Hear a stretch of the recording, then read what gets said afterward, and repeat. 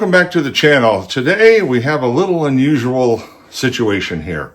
So you might recognize the car behind me because a couple of weeks ago, 3 weeks ago, I guess it's probably been now, we installed an OTL downpipe and midpipe on Jordan's 23 circuit. Well, there was a mishap. So on our trip up to Vancouver, BC for a meet, he was up there and happened to catch the exhaust system on something entering into a parking lot. There was a big hump in the way it was situated, and he tried to avoid it, but it ended up catching the edge where the midpipe and the exhaust meet, and it literally stretched out the downpipe. So where the flex pipe portion is, good news is it did its job. It stretched out and it didn't damage anything else. But we have to take off the downpipe so we can get it fixed. So we're going to take it off, put the OEM back on today so it can be sent back to OTL, and they're going to fix it. The nice thing is they're going to fix it for free. So, but we got to put in some time and get the new one off, put the stock back on, and then here in a few weeks or a month or whenever we get it back, we'll reverse the process again.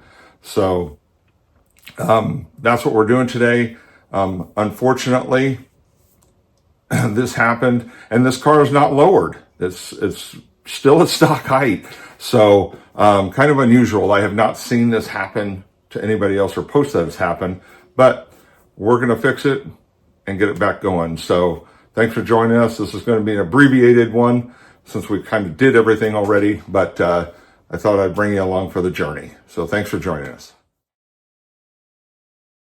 So I'll give you a quick peek here. So there's our flex pipe right there. Now normally that's not stretched out like that.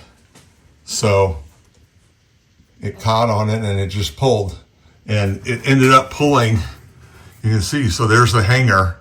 So here's where it's supposed to mount to. So it's just sitting there.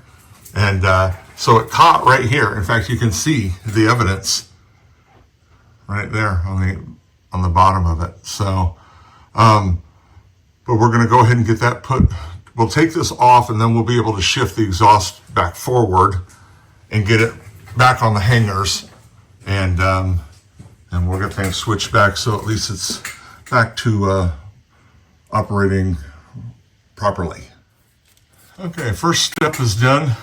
We got the braces off, we got the midpipe taken off, and we had to adjust and massage the AWE exhaust just because it got torqued just enough, and had come off some hangers. But we got that all sorted out now. So now we're done under here. Drop the car down. We also loosened the V-band so that is apart, and we just have to undo the brace. So you can actually see the brace right there. Take the brace off, and then this whole downpipe will slip out and we can start putting things back together. But got to drop the car, take the wiper cowl off so we have access to it. Well, here's the downpipe we got out, and as you can see, that is fully stretched out. Normally, these, if you look at a picture of a new one, they are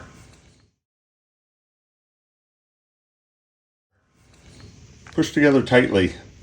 So it's too bad that it can't just be pushed back in.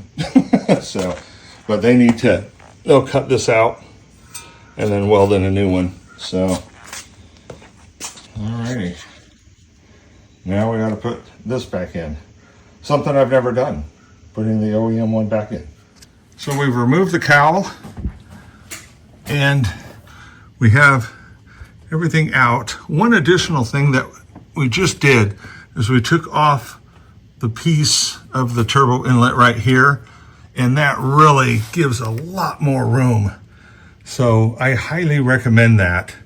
It's literally two 12mm bolts like this, and then the hose clamp, and then you can move it out. So very, very well worth it. And just so you see, there's the two 12s. One's on the top, one's on the bottom, kind of hidden, but but very easy to get to. So I would recommend this, taking a couple minutes to do that if you're taking off the OEM downpipe, because it's going to give a lot more space. So now we're going to put the OEM one back on.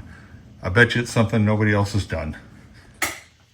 So we have our downpipe, OEM downpipe and midpipe back on.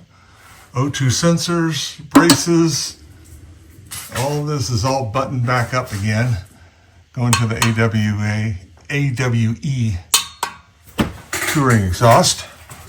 So we are all set under here. We are done. No O2 mishaps this time with dropping the bit.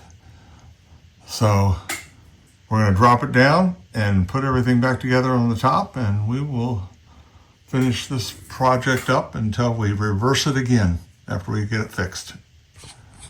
How's that for dedication? So we just buttoned everything up on the top. Everything's back together. And now it will work properly. So now Jordan can go ahead and send the downpipe back to them, and they will fix it and send it back to us, and we will reverse the process once more. I will say, major tip though, guys, if you're doing the downpipe, take out this section right here also, that little piece of pipe right there. So you'll take this piece off and then take that plastic piece off. There's 2 bolts and 1 clamp that you have to do. Super easy to take off, and it gives you so much more room. I had not done that on mine, and I wish I had, because it was so easy to get the turbo or the downpipe, the OEM one, back down into that hole, so it'll be even easier to get it out. So it literally takes a minute, and it'll save you time. So that being said, guys, any questions? This is something that not a lot of people are going to end up having to do, is putting the OEM one back on. But if you have questions, or you're going back to stock for some reason or something like that, feel free to reach out. Any questions, comments, you guys know what to do. You know what the algorithm likes. And until next time, guys, we'll see you down the road, and so will Jordan. So take care, guys. Thanks for watching.